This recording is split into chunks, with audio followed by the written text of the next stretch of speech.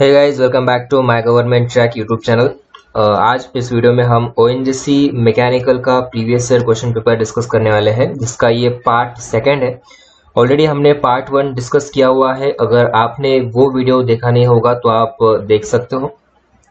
और ONGC mechanical test series के लिए आप माईजीओवी ट्रैक ऐप, जिसकी लिंक डिस्क्रिप्शन में भी दी हुई है, या फिर आप प्ले स्टोर से माईजीओवी ट्रैक ऐप इंस्टॉल करके ओएनजीसी मैकेनिकल टेस्ट सीरीज आप एनरोल कर सकते हो, या फिर जो भी फ्री टेस्ट है, सैंपल टेस्ट है, आप अटेम्प्ट कर सकते हो, जिसके अंदर हम 1100 एंड प्लस जो भी कंसेप्ट है वो आपके कवर होंगे उस सभी टेस्ट को मिला के।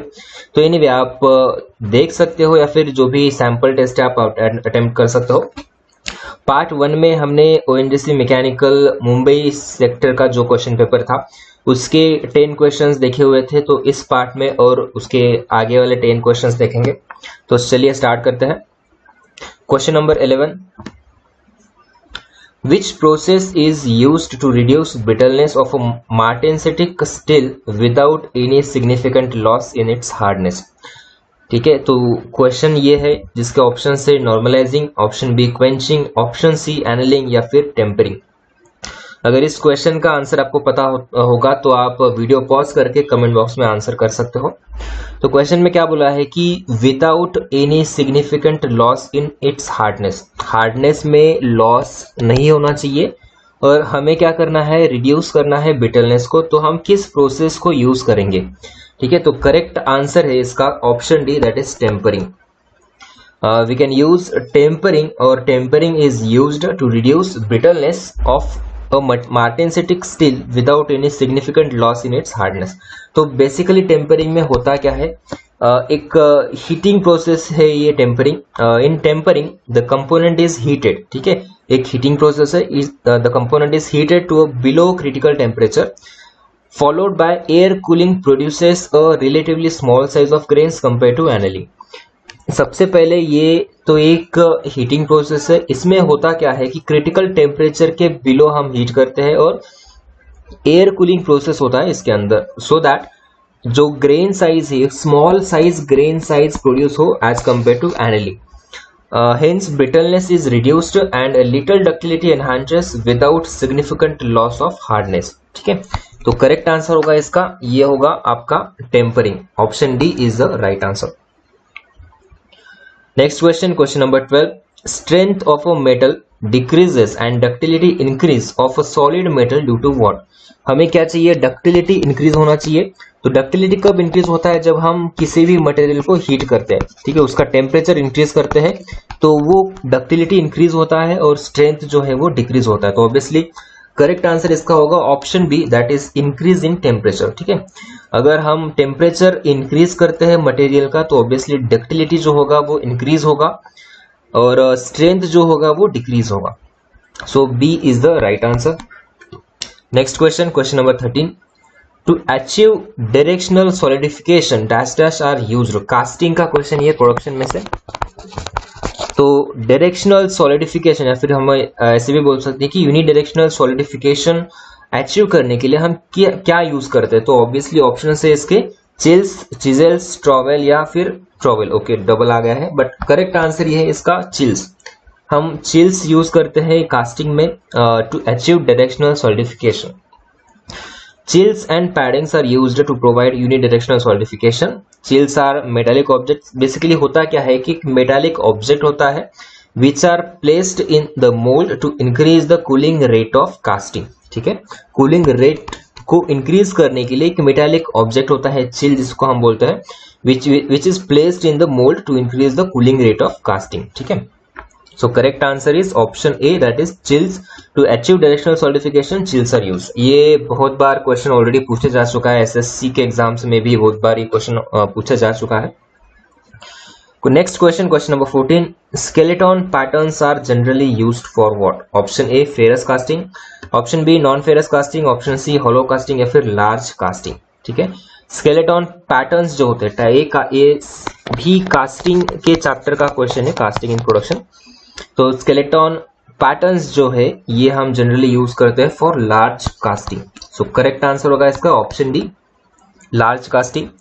फिगर में देख सकते हो स्केलेटन पैटर्न ये दो पार्ट में होता है, एक पार्ट और ये दूसरा पार्ट, दोनों को मिला के फिर प्रोडक्ट बनाते हैं। तो skeleton patterns mostly generally used for large casting. Pattern भी लार्ज ही है, ये आधा पार्ट हुआ, ऐसे सेम सिमेट्रिकल उसका दूसरा पार्ट होता है, तो दोनों को कंबाइन करके फिर वो प्रोडक्ट बनता है। Next question, question number 15, in tube drawing to form the internal hole dash dash is used. ठीक है, ट्यूब ड्राइंग में क्या यूज होता है to form the internal hole? Option A mandrel, option B pin hammer, option C chisel, या फिर no option is correct. तो correct answer होगा इसका option A, that is mandrel हम यूज करते हैं, मूविंग मैंड्रिल भी बोल सकते हो आप। ट्यूब ड्राइंग में to form the internal hole we use mandrel. Option A is correct answer. इस फिगर में देख सकते हो ये है मैंड्रिल, इससे हम हॉलो मतलब इंटरनल होल भी क्रिएट कर सकते हैं। ठीक है, दो डाई है और ये आगे वाला ये tube. Okay, the process of tube drawing is similar to the wire और रॉड ड्राइंग। सेम ही होता है जो वायर ड्राइंग होता है या फिर rod drawing, tube drawing, except that मतलब वायर ड्राइंग में टेंसाइल फोर्स लगता है, बट यहाँ पे क्या, except that is usually requires a mandrel of the requisite diameter to form the internal hole. ठीक है, सिर्फ डिफरेंस यही है कि ट्यूब ड्राइंग में हम मैंड्रिल का इस्तेमाल करते हैं। ठीक है, बट ये वायर ड्राइंग में हम मैंड्रिल यूज नहीं करते। वायर ड्राइंग में ऑब्वियसली टेंसाइल फोर्स से हम खींचते हैं। और किस लिए यूज होता है tube drawing? Tube drawing is used to reduce the thickness and diameter using mandrels. Okay, diameter और थिकनेस को रिड्यूस करते हैं by using mandrel in tube drawing. So correct answer होगा इसका option A, in tube drawing to form the internal holes mandrels are used. Next question, question number 16, porosity of the metal is largely eliminated during what?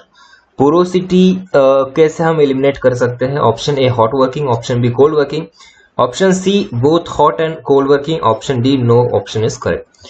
Obviously अगर porosity हमें reduce करना होगा तो आपको क्या करना होगा? हॉट वर्किंग करना होगा। हॉट वर्किंग मतलब क्या कि अबव द रिक्रिस्टलाइजेशन टेम्परेचर पे उसको मटेरियल को हीट करना। If the metal forming process या फिर metal forming is done above the recrystallization temperature then it is known as hot working, उससे हम बोलते हैं हॉट वर्किंग। और कोल्ड वर्किंग को कब बोलते हैं? Cold working if the metal forming process is done below the recrystallization temperature, उसे हम बोलते हैं cold working. Below recrystallization temperature कर रहा है तो कोल्ड वर्किंग, और अबव रिक्रिस्टलाइजेशन टेम्परेचर कर रहे हैं तो हॉट वर्किंग। तो हॉट वर्किंग जब करते हैं तो porosity of metal is largely eliminated, porosity eliminate हो जाता है और the grain structure of the metal is refined. ठीक है, सो करेक्ट आंसर होगा इसका option A, that is hot working. Next question, question number 17, what temperature the medium carbon steel can be forged. ठीक है, ये मीडियम कार्बन स्टील जो है ये किस टेम्परेचर पे हम फॉर्ज कर सकते हैं? तो 750 डिग्री सेल्सियस, ये 750 है, 750 डिग्री सेल्सियस टू 1250 डिग्री सेल्सियस, तो इस टेम्परेचर पे हम स्टील को फॉर्ज कर सकते हैं। So B is the right answer. Next question, question number 18, dash dash are required for striking the moulding sand mass in the moulding box to compact it uniformly. Moulding box है, उसके अंदर sand है, तो किस tool का हम use करते हैं या फिर कौन सा टूल रिक्वायर्ड होता है for striking the moulding sand, strike करने के लिए, सो दैट ये कॉम्पैक्ट यूनिफॉर्मली। ठीक है, तो ऑप्शन से हैमर, फ्लैटर, रैमर, या फिर नो ऑप्शन इज करेक्ट। तो करेक्ट आंसर होगा इसका ऑब्वियसली रैमर। हम रैमर का इस्तेमाल करते हैं कॉम्पैक्ट करने के लिए, या फिर और भी तरीके होते हैं, प्रोसेस होते हैं, बट टूल अगर पूछा है यहाँ पे तो रैमर हम यूज करते हैं to compact the moulding sand uniformly. ये है रैमर, इससे हम मोल्डिंग सैंड को कॉम्पैक्ट कर सकते हैं। और इसी के साथ और भी फाउंड्री टूल्स है जैसे कि shovel, riddle, trowel, vent wire, striking off bar, bellow, draw spike, mallet, उसके बाद स्वैप, स्लिक, लिफ्टर, ये सभी फाउंड्री टूल्स है जिसका हम यूज करते हैं फाउंड्री में। और rammers are required for striking the moulding sand mass in the moulding box to compact it uniformly. Next question, question number 19, a body is said to be in equilibrium if it is moving in zigzag, it is moving forward, it is shaking, no option is correct. A body is said to be in equilibrium, हम equilibrium में है ये कैसे बोलते हैं? Obviously एक तो वो बॉडी रेस्ट में होना चाहिए, ठीक है। अगर मूविंग भी है तो जो जितने भी फोर्सेस उस बॉडी के ऊपर लग रहे हैं तो वो बैलेंस्ड होनी चाहिए या फिर इक्विलिब्रियम में होने चाहिए, तब हम बोल सकते हैं कि ये बॉडी जो है इक्विलिब्रियम में है। मूविंग इन जिगजैग ये नहीं होगा, मूविंग इन फॉरवर्ड ये भी नहीं होगा, शेकिंग में इस टाइम में भी इक्विलिब्रियम में नहीं होगा। तो करेक्ट आंसर इसका होगा no option is correct, so D is the right answer. Next question, question number 20. The torsional resistance of a shaft is not directly proportional to what?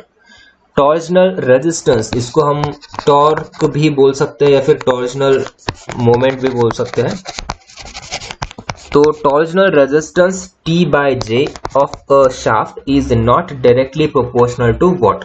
Option A modulus of rigidity G, ठीक है, जी से denote करते हैं moment of inertia of shaft. Moment of inertia बोला है, polar moment of inertia अलग होता है जिसको हम जे से डिनोट करते हैं। एंगल ऑफ ट्विस्ट थीटा या फिर reciprocal of length of the shaft that is 1/L।